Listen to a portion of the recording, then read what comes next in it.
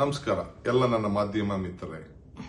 ಇಂದು ಸಂಜೆ ಬಿಜೆಪಿ ಮುಖಂಡ ದೇವರಾಜೇಗೌಡರು ಅಪ್ಪಟ ಸುಳ್ಳಿನ ಹೇಳಿಕೆಯನ್ನ ಪತ್ರಿಕಾಗೋಷ್ಠಿಯನ್ನ ನಡೆಸಿದ್ರು ಅಂತ ತಿಳಿತು. ನಾನು ಊರಿನಲ್ಲಿಲ್ಲ, ಇಲ್ಲಾಂದ್ರೆ ಎಲ್ಲ ಮಾಧ್ಯಮಗಳ ಹತ್ರ ಖಂಡಿತ ನಾನು ಮಾತಾಡ್ತಾ ಇದ್ದೆ.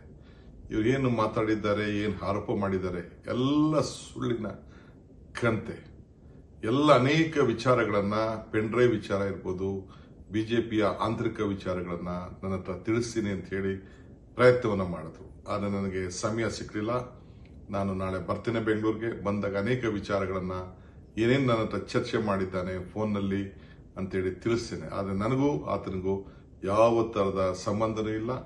ಅವನು ಏನು ಮಾತಾಡಿದ್ದಾನೆ ಎಲ್ಲ ಕೂಡ ಸತ್ಯಕ್ಕೆ ದೂರ ಆದಂತಹ ವಿಚಾರ ಅಂತ ಹೇಳಲಿಕ್ಕೆ ನಾನು ಬಯಸ್ತೇನೆ. ಬಿಜೆಪಿಯವರು ಮತ್ತು JDS ಅವರು ದೊಡ್ಡ ರಾಜಕೀಯ ಷಡ್ಯಂತ್ರವನ್ನ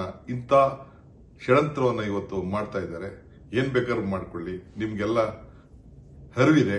ಹಿಂದೆ ದೇವರಾಜೇಗೌಡ ಏನೇನು ಮಾಧ್ಯಮದ ಮುಂದೆ ಮಾತಾಡಿದ್ದ, ಏನೇನು ವಿಚಾರಗಳನ್ನ ತಿಳಿಸಿದ್ದ ಎಲ್ಲ ಕೂಡ ಎಲ್ಲ ಮಾಧ್ಯಮಗಳ ಮುಂದೆನೆ ಇದೆ.